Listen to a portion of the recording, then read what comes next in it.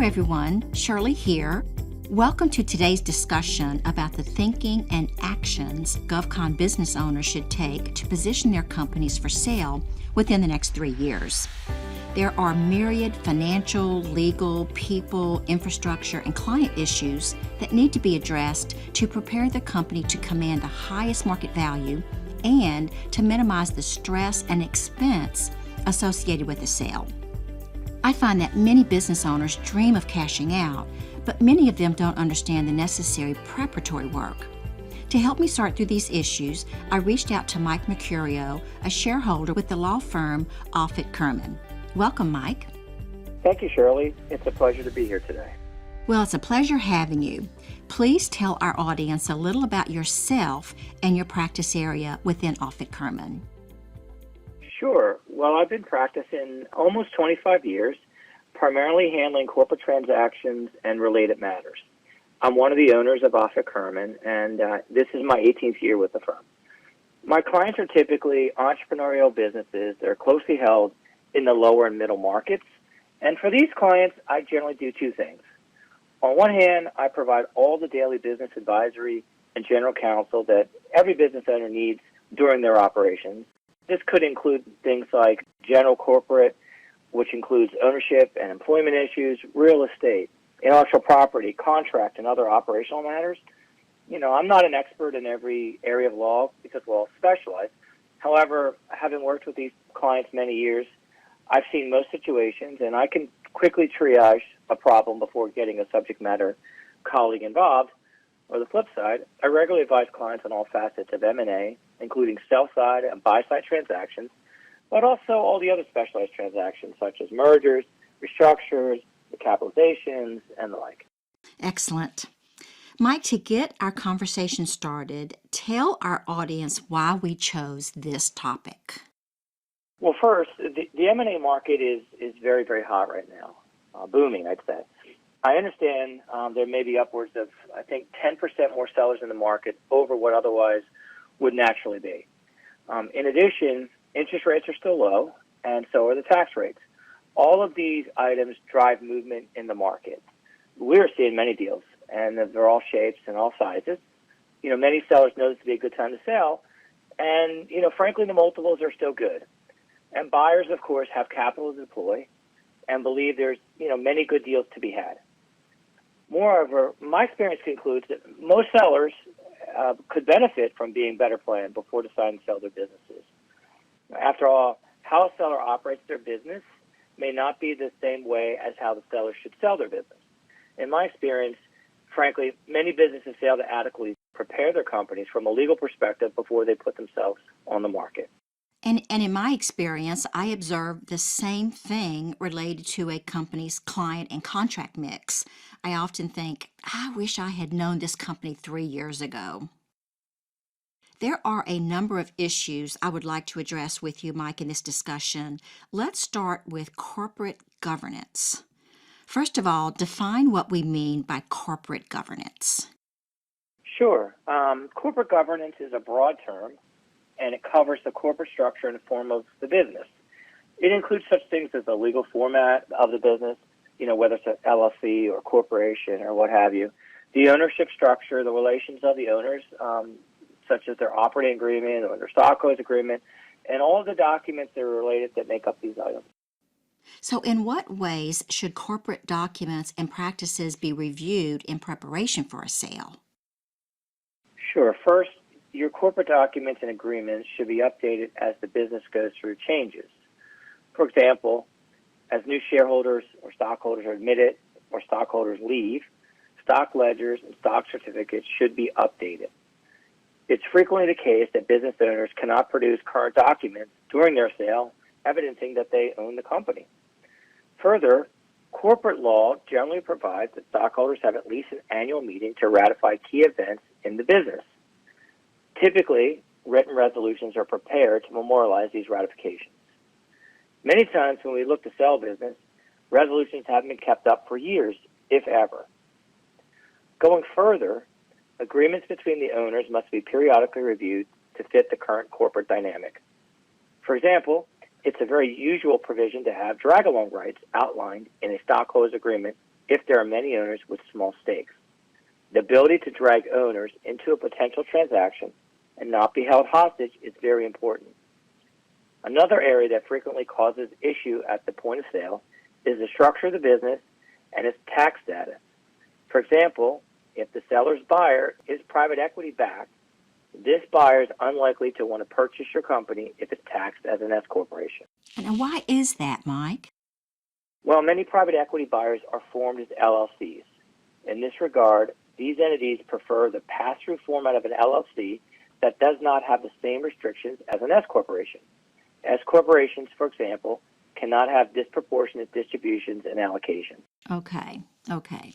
And in keeping with this theme, what are some of the labor items that should be discussed? Well, there's two immediate items that come to mind. First, key employees should be locked up. This means that these employees should have signed agreements that require confidentiality, non-solicitation, and perhaps non-compete covenants. Too many sellers fail to have their key employees locked up properly before they receive their letter of intent. Key employees are always material to a transaction. Further, too many sellers promise employees certain compensation upon a sale, such as a transaction bonus. Negotiating and documenting these items at the point of sale with a buyer on the horizon is a bad situation for the seller. You're saying that negotiating pay-to-stay agreements with key employees at the last minute can derail a sale? I am. Deals center around leverage. Whoever has the leverage has the ability to manipulate the transaction in their favor.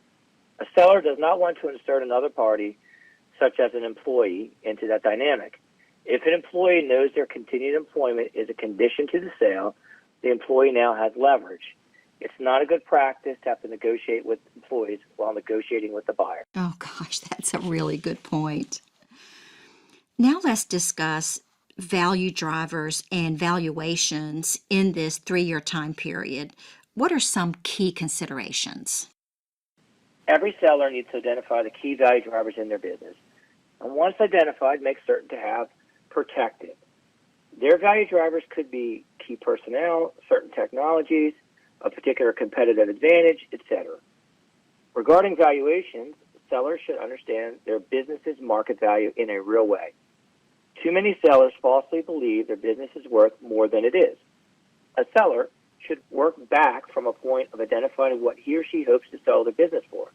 Then find out, using a third party, where the business currently stands. Then work to close the gap, if any. Knowing a true value of the business at the time of sale gives the seller the ability to negotiate price and terms with a buyer in a real way instead of guessing. In addition, a seller should also understand how much money is needed to support their future lifestyle.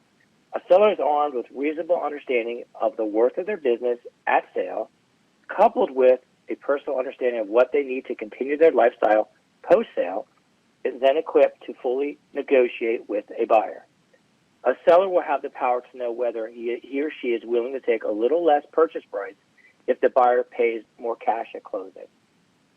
Sellers without this planning are simply guessing with their future. I agree 100%, Mike. I frequently work in collaboration with financial planners and CVA, certified valuation analysts, and my clients to have a comprehensive discussion about the value of the business, what shareholders want, and how to close the gap. My role is to help the company find and win certain types of contracts that will increase the company's market value. Frequently, this means multi-year full and open contracts as a prime contractor in heavily funded but difficult to penetrate agencies. I also try to help companies uncover and leverage intellectual property. What role does IP play in determining value? Well, many government contractors work with technology, as we know. Too many of these sellers have not fully understood the ownership and rights associated with the technology they use. No seller wants to find out during a transaction that the technology they thought they developed, they don't own. Sellers should frequently visit their IP portfolio to make certain it's current. Technology is not the only IP item of concern to sellers and buyers. A seller's name, logo, client list, trade secrets, as well as websites are all IP that are of interest to a buyer. Sellers should deploy an IP program to identify and then protect their intellectual property. Mike, this is such an important topic that we should probably have a podcast totally devoted to this topic. We'll put that on the list. A certified valuation analyst, or CVA, determines value by looking at the financial performance of the company. What is your recommendation on what business owners should do to prepare their books for this process? Well, a seller's financial documents likely will be the first and most important intersection with a buyer. Too many sellers do not prepare their books and records to be reviewed by a buyer. Remember, most buyers have deep experience reviewing financial materials to understand the profitability and related dynamics of a business. Having sloppy books and records at minimum will lead to more work for a buyer to price your deal, and a maximum will cause you to lose a buyer.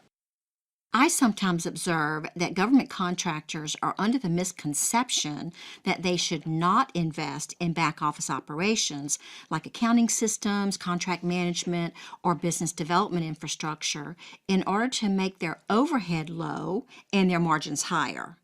But the reality is that they lose control of their business because they don't have the data they need to make informed executive decisions. And a failure to invest in business development infrastructure, meaning people, processes, and technologies, results in slow, inconsistent, and/or low margin growth, all of which are undesirable if you're looking to attract a buyer. Have you seen this also, Mike? I have, and it's a really good point. Many buyers, especially private equity buyers, want to purchase the seller as turnkey and not have to bring in or build out business components. Not having the proper infrastructure in a business and leaning too much on the ownership to handle all functions makes your business less valuable. Therefore, investing in not only infrastructure but a management team can be a good strategy if you intend to sell your business. Absolutely. I would imagine that there are significant personal and corporate tax considerations. Well, that's certainly true. Taxes drive every corporate transaction. It's always on the mind of every seller. Unfortunately, though, too many sellers do not plan ahead to allow tax plans to be implemented and thus respected by the IRS. In a closely held business, personal and corporate tax reviews are intimately tied together. Techniques include such considerations as residency reviews, corporate structure modifications, gifting and titling, and the use of deferred compensation plans. After you have gotten somewhat of a sense of the current and projected value of the business, what are some of the transition options that should be discussed? Recall that a seller understanding their current value state and their projected value empowers a seller to have real negotiations with a buyer. If a seller wants to maximize dollar value, most likely a third-party sale will be the path. If a seller wants to transition to key employees or family, then using techniques to both potentially reduce value as well as fund the transition need to be vetted. Regardless, every seller must outline their key objectives, such as maximizing cash in their pocket, rewarding key employees, and so forth. Absolutely. I've been through that myself. Mike, we need to take a break. I'm talking to Mike Mercurio, a shareholder at the law firm of Offutt Kerman, about the topics that should be addressed 3 years before selling your company. When we come back, we'll be discussing estate planning. Stay with us. We'll be right back.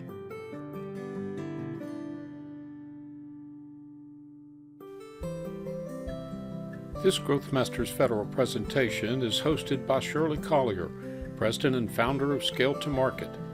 Scale to Market helps businesses think, plan, collaborate, and build market value by developing and executing customized, data-driven business development playbooks, building efficient information systems, and creating high-performing BD teams. Utilizing the proprietary Davy Business Development Growth Framework, Scale to Market partners with business owners and executives to increase their company's value by achieving profitable and sustainable growth in the federal marketplace. Email Shirley at scollier@scaletomarket.com to learn more about the Davy Growth Framework and how it can be instrumental in helping grow your federal contracting business. Back now to Shirley's conversation with Mike Mercurio, a partner with the Mid-Atlantic law firm of Offutt Kerman, as they detail the timing and process of preparing a business for sale and maximizing its value.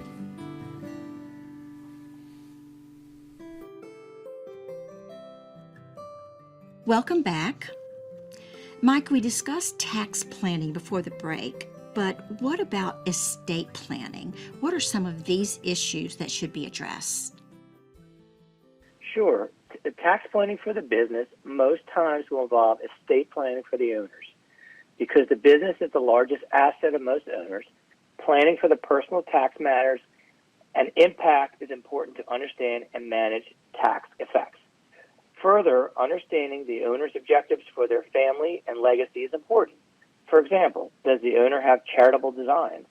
If so, incorporating this planning before the sale can lessen the tax impact on the seller and allow the seller to accomplish his or her charitable objectives most tax efficiently. I find that this is the most personally fulfilling conversation about selling your business. Sure, you want to assure that you and your family's financial needs are met, but thinking about and planning to positively affect the lives of others outside of the company is very rewarding. Most of us will never have the wealth of Bill Gates or Warren Buffett, but we can understand why they have charitable foundations. The rest of us can also make a difference, just on a smaller scale. There's another area that companies typically don't think about until the 11th hour, and that is insurance coverage. Why is that important, Mike? Well, insurance coverage and periodically reviewing and updating such coverage is an area that many business owners set and forget. Considering trailing liabilities in a sale transaction is a very important consideration for every owner. Most owners do not worry about being personally liable during the operation of their business. However, when a business owner sells, every buyer will require the owner to personally guarantee the affairs of the business. Making certain there's insurance coverage appropriate for the scenario is important. You are right. And most of us who own businesses don't think about personal liabilities post-transaction. Mike, you would think that the health, financial, political, and climate challenges the globe has right now, that contingency planning and disaster preparedness is top of mind for most people. But sometimes it's not. Well, contingency planning is always a good idea.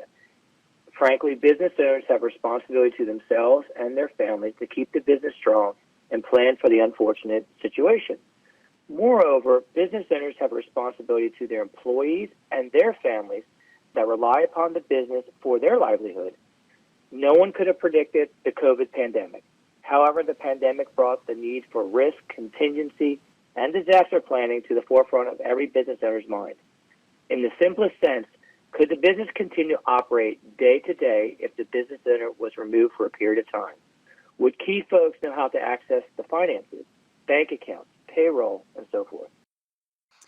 This discussion is particularly important for small businesses that have a socioeconomic certification, such as SDVOSB, WOSB, or 8A, if those designations are dependent upon the status of one individual. And a related area is risk and liability assessment. How do you advise your clients on this? Well, we take a tiered approach. In addition to helping clients with their tax planning and estate planning, my firm also advises clients on asset protection techniques and strategies. While asset protection is not for everyone, it is a consideration as a business becomes more successful, especially if the business operates in an environment that's high risk. Asset protection comes in many forms. And the simplest form is having the right insurances and appropriate coverages. Behind insurance, the next level of review is corporate structuring to make sure the business is operating in the appropriate structure in the best jurisdiction. More sophisticated techniques include titling, trusts, and offshore accounts. So, Mike, as we wrap up here, Do you have any final advice for our audience? I do, sure. For most people, the sale of their business is their largest and most sophisticated financial transaction. With proper planning and the matching of internal and external timing, this sale can be immensely rewarding. But like most things in life, last-minute exploits pale against calculated strategy and advanced planning. Starting the planning as early as possible presents the owners with the most and best options. I agree, Mike. This advice plays out daily across the GovCon M&A market. Thank you so much for sharing your insights and wisdom with our audience today. Thank you. It's been my pleasure, Shirley. Folks, if you would like to get in touch with Mike, he can be reached at 301-575-0332 or mmercurio@alfredkerman.com, or you can reach out to us here at Scale to Market and we'll make sure you're connected. This is Shirley Collier, President of Scale to Market and host of the Growth Masters Federal Podcast, signing off for now.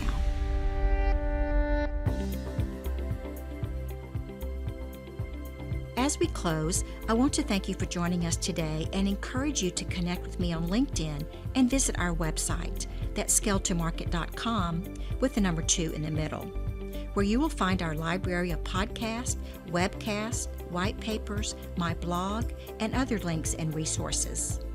While there, please leave us a comment or suggestion so we can stay focused on what's important to you. We'll see you next time.